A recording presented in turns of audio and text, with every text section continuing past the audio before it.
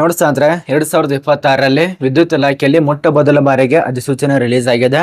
ಇಲ್ಲಿ ಕಲಿರುವಂತಹ ಸಂಸ್ಥೆ ಹೆಸರು ಪವರ್ ಕಂಪನಿ ಲಿಮಿಟೆಡ್ ದಲ್ಲಿ ನೇಮಕಾತಿ ಆಗ್ತಾ ಇದೆ. ಇದು ಕೂಡ ಸಂಪೂರ್ಣವಾಗಿ ವಿದ್ಯುತ್ ಇಲಾಖೆಯಲ್ಲಿ ಖಾಲಿರುವಂತಹ ಪೋಸ್ಟ್.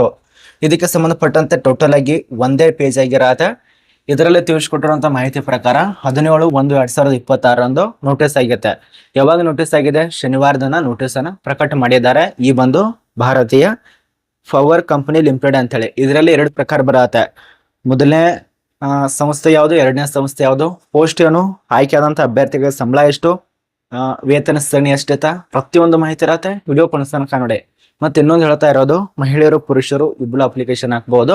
ಅಪ್ಲಿಕೇಶನ್ ಹಾಕೋದಕ್ಕೆ ತುಂಬಾ ದಿನ ಟೈಮ್ ಕೊಟ್ಟಿಲ್ಲ. ಇಲ್ಲಿ ತನಕ ಕೊಟ್ಟಿದ್ದಾರೆ 26/1/2026 ತನಕ ಮಾತ್ರ ಇರತ್ತೆ. ಈಗಾಗಲೇ ನಾನು ನಮ್ಮೊಂದು ಇನ್ಸ್ಟಾದಲ್ಲಿ ಸ್ಟೋರಿಯನ್ನ ಅಪ್ಡೇಟ್ ಮಾಡಿದ್ದೇನೆ. ಅಪ್ಲಿಕೇಶನ್ ಕರೆದಿದ್ದಾರೆ, ಅಪ್ಲಿಕೇಶನ್ ಹಾಕಂತೇಳಿ. ಈಗಾಗಲೇ ನೋಡಿರ್ಬೋದು, ತುಂಬಾ ಜನ ನೋಡೇ ಇಲ್ಲಿ ಬಂದಿರ್ತಾರೆ. ನನಗೂ ಕೂಡ ಗೊತ್ತು. ಯಾರು ಅಲ್ಲಿ ಏನಾದ್ರೂ ಗೊತ್ತಾಗಲಿಲ್ಲ ಅಂದ್ರೆ ಪ್ರತಿಯೊಂದು ಮಾಹಿತಿ ನಮಗೆ ತಿಳಿಬೇಕಂದ್ರೆ ವಿಡಿಯೋ ಕೊನೆತನಕ ನೋಡಿ, ಎಲ್ಲ ಮಾಹಿತಿ ಗೊತ್ತಾಗತ್ತೆ. ವಿಡಿಯೋ ಕೊನೆತನಕ ನೋಡಿದ್ರೆ ಪ್ರತಿಯೊಂದು ಮಾಹಿತಿ ತಿಳ್ಕೊತೀರಾ. ಮತ್ತೆ ಈ ಒಂದು ಚಾನಲ್ ಅನ್ನ, ಈ ಒಂದು ಪೇಜ್ಗೆ ಯಾರು ಫಾಲೋ ಮಾಡ್ಕೊಂಡಿಲ್ಲ ಫಾಲೋ ಮಾಡ್ಕೊಳ್ಳಿ. ಬನ್ನಿ ಒಂದೊಂದಾಗಿ ತಿಳಿಸ್ಕೊಡ್ತೇನೆ ನೋಡಿ. ಒಂದೇ ನೋಟಿಸ್ ಆಗಿರತ್ತೆ, ಬ್ಲರ್ ಆಗಿ ಕಾಣಿಸ್ತಾ ಇರ್ಬೋದು ನಿಮಗೂ ಕೂಡ. ಇದು ನೇರವಾಗಿ ವಾಕ್ಯನ ಮೂಲಕವಾಗಿ ಇಂಟರ್ವ್ಯೂ ಇರತ್ತೆ. ಇಲ್ಲಿ ನೋಡಿ, NTPC ಮತ್ತು ಎರಡು ಪ್ರಕಾರ, ಒಂದು NTPC ಮತ್ತು ಸೈಲ್ ಪವರ್ ಕಂಪನಿ ಲಿಮಿಟೆಡ್ ಅಂತ ಹೇಳಿ. ಈ ಒಂದು NTPC ಒಂದು ಬೇರೆದು, ಅದ ನಂತರ ಸೈಲ್ ಪವರ್ ಕಾರ್ಪೊರೇಷನ್ ಲಿಮಿಟೆಡ್ ದಲ್ಲಿ ಕಂಪನಿಯಲ್ಲಿ ನೇಮಕಾತಿ ಆಗ್ತಾ ಇದೆ. ಇಲ್ಲಿ ಖಾಲಿರುವಂತ ಟೋಟಲ್ ಪೋಸ್ಟ್ 4 ಪೋಸ್ಟ್ ನೇಮಕಾತಿ ಆಗ್ತಾ ಇದೆ. ಇಲ್ಲಿ ನೋಡಿ 4 ಪೋಸ್ಟ್ ಇರತ್ತೆ. ಆಯ್ಕೆದಂತ ಅಭ್ಯರ್ಥಿಗಳಿಗೆ 1,23,000 ತನಕ ಸ್ಯಾಲ್ರಿ ಕೊಡ್ತಾರೆ. 1,23,000 ತನಕ ಪರ್ ಮಂತ್ ಆಗಿ ಸ್ಯಾಲ್ರಿಗಳನ್ನ ಕೊಡ್ತಾರೆ. ಇದು ಯಾವುದೇ ರೀತಿ ನಾನು ಗೋಲ್ಡ್ ಫ್ರಾನ್ ಅಲ್ಲ, ರಿಯಲ್ ಆಗಿ ಜಾಬ್ ಬಗ್ಗೆ ತಿಳಿಸ್ಕೊಡ್ತಾ ಇರೋದು.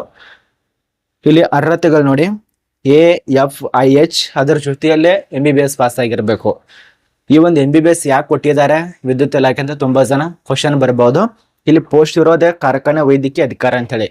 ವೈದ್ಯಕೀಯ ಅಧಿಕಾರಿ ಪೋಸ್ಟಿಗೆ MBBS ಆಗಲೇಬೇಕಾಗತ್ತೆ. ನಿಯಮಗಳ ಪ್ರಕಾರ ಅದು ಪಾಸ್ ಆಗಲೇಬೇಕು. ಅದೇ ರೀತಿಯಾಗಿ ಇನ್ನೂ ನಿಯಮಗಳಿರತ್ತೆ ನೋಡಿ. ಇದು ಫುಲ್ ಟೈಮ್ ಬೇಸ್ಡ್ ಆಗಿ, ಅದ ನಂತರ ನಿಮ್ಮೊಂದು ಪ್ರೈವೇಟ್ ಜಾಬ್ಗೆ ಸಂಬಂಧಪಟ್ಟಂತೆ ಮಾಹಿತಿ ಇರತ್ತೆ. ಇದು ಪರ್ಮನೆಂಟ್ ಇರೋದಿಲ್ಲ, ಒಂದು ಇಯರ್ ಪೀರಿಯಡ್ ಇರತ್ತೆ. ಸಬ್ಜೆಕ್ಟ್ಗೆ ಸಂಬಂಧಪಟ್ಟಂತೆ ಅದನ್ನ ಮುಗಿಸಿದ ಮೇಲೆ ಇವಾಗ ಬೇಕಾರಣ ತೆಗಿಯಬಹುದು. ಈ ಒಂದು ನೇಮಕಾತಿಗೆ ಸಂಬಂಧಪಟ್ಟಂತೆ ಹೇಳ್ಬೇಕಂದ್ರೆ ಇದು ಪರ್ಮನೆಂಟ್ ಇರೋದಿಲ್ಲ, ಅರ್ಥ ಮಾಡ್ಕೊಳ್ಳಿ. ಪರ್ಮನೆಂಟ್ ಇಲ್ಲದ ಕಾರಣ ಇಷ್ಟು ಬೇಗ ನಿಮಗೆ ತಿಳಿಸ್ಕೊಡ್ತಾರೆ. 1 ವರ್ಷ 2 ವರ್ಷ ಈ ರೀತಿಯಾಗಿ.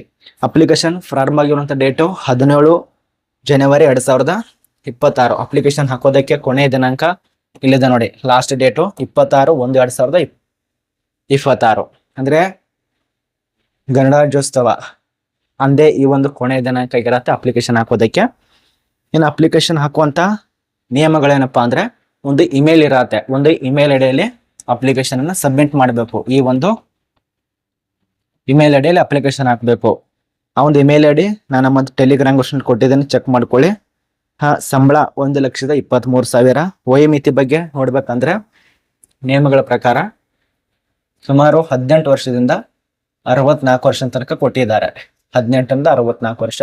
ಇಲ್ಲಿ ನೋಡಿ, 20 ವರ್ಷ ಇದ್ದವರು ಅಥವಾ 30 ವರ್ಷ ಇದ್ದವರು ಅಥವಾ 40 ವರ್ಷ ಇದ್ದವರು ಅಥವಾ 50 ವರ್ಷ ಈ ರೀತಿಯಾಗಿ ಇದ್ದವರು ಕೂಡ ಈ ಒಂದು ವಿದ್ಯುತ್ ಸಂಸ್ಥೆಯಲ್ಲಿ ಅಪ್ಲಿಕೇಶನ್ ಹಾಕಬಹುದು. ಆಯ್ಕೆ ಪ್ರಕ್ರಿಯೆಯಲ್ಲಿ ಸಮಿತಿ, ಅದ ನಂತರ ಮೂಲಕ ವೈಯಕ್ತಿಕ ಸಂದರ್ಶನದಲ್ಲಿ ಆಯ್ಕೆಗಳನ್ನ ಮಾಡ್ತಾರೆ. ಇದು ನಮಗೆ ಸಾಮಾನ್ಯವಾಗಿ ಮಾಹಿತಿ ಗೊತ್ತಾಯಿತು. ಇಷ್ಟೇ ಇದರಲ್ಲಿ ಮಾಹಿತಿಯನ್ನ ತಿಳಿಸ್ಕೊಟ್ಟಿದ್ದಾರೆ. ಸ್ವಲ್ಪ ಬೇಗ ಅಪ್ಲಿಕೇಶನ್ ಹಾಕಿದ್ರೆ ಒಳ್ಳೆಯದು. ತುಂಬಾ ದಿನ ಟೈಮ್ ಕೊಟ್ಟಿಲ್ಲ. ಇದೇ ತಿಂಗಳಲ್ಲಿ ಕೊನೆಯ ದಿನಾಂಕ, ಇದೇ ತಿಂಗಳಲ್ಲಿ ಪ್ರಾರಂಭ ದಿನಾಂಕ ಆಗಿರತ್ತೆ. ಆದ ಕಾರಣ ಏನಾದ್ರೂ ಕನ್ಫ್ಯೂಸ್ ಇದ್ರು ಕೂಡ ಕಮೆಂಟ್ ಮಾಡಿ. ಮತ್ತೆ ಈ ಒಂದು ನೋಟಿಸ್ ನಮ್ಮೊಂದು ಟೆಲಿಗ್ರಾಮ್ ಇರುತ್ತೆ, ಚೆಕ್ ಮಾಡ್ಕೊಳ್ಳಿ. ಇಲ್ಲಿ ಪ್ರತಿಯೊಂದು ರೂಲ್ಸ್ ಅನ್ನ ಕೊಟ್ಟಿದ್ದಾರೆ. ಮತ್ತೆ ಇಮೇಲ್ ಐಡಿ ಇಲ್ಲಿದೆ ನೋಡಿ. ನೀವೇನು ಅಪ್ಲಿಕೇಶನ್ ಹಾಕ್ತಿರಲ್ಲ, ಈ ಒಂದು ಪವರ್ ಲಿಮಿಟೆಡ್ಗೆ ಸಂಬಂಧಪಟ್ಟಂತೆ ಇಮೇಲ್ ಐಡಿ ಇಲ್ಲಿದೆ ನೋಡಿ. ಈ ಒಂದು ಇಮೇಲ್ ಐಡಿಗೆ ನೇರವಾಗಿ ಸಬ್ಮಿಟ್ ಮಾಡಿ ನಿಮ್ಮ ಒಂದು ಬಯೋಡೇಟಾನ, ಈ ಒಂದು ಬಯೋಡೇಟಾನ ಸಬ್ಮಿಟ್ ಮಾಡಬೇಕಾಗತ್ತೆ. ಮತ್ತೆ ಅಪ್ಲಿಕೇಶನ್ ಹಾಕೋ ಸಮಯದಲ್ಲಿ ಬೇಕಾಗುವಂತ ಕೆಲವೊಂದು ಡಾಕ್ಯುಮೆಂಟ್ಸು, ಅನುಭವ ಇತ್ತಂದ್ರೆ ಕಡ್ಡಾಯವಾಗಿ ಅನುಭವದ ಪ್ರಮಾಣ ಪತ್ರ, ಅದೇ ರೀತಿಯಾಗಿ ಜಾತಿ ಪುರಾವೆಗಳು, ಅಂಕಪಟ್ಟಿಗಳು ಮತ್ತು ನಿಮ್ಮೊಂದು ಸಿಗ್ನೇಚರ್ ಫೋಟೋಗಳು, ಇದನ್ನೆಲ್ಲ ಕಡ್ಡಾಯ ಬೇಕಾಗತ್ತೆ. ಇಷ್ಟು ನಿಮಗೆ ಮಾಹಿತಿ ತಿಳಿದಿದೆ ಅಂತ ಅನ್ಕೋತೀವಿ.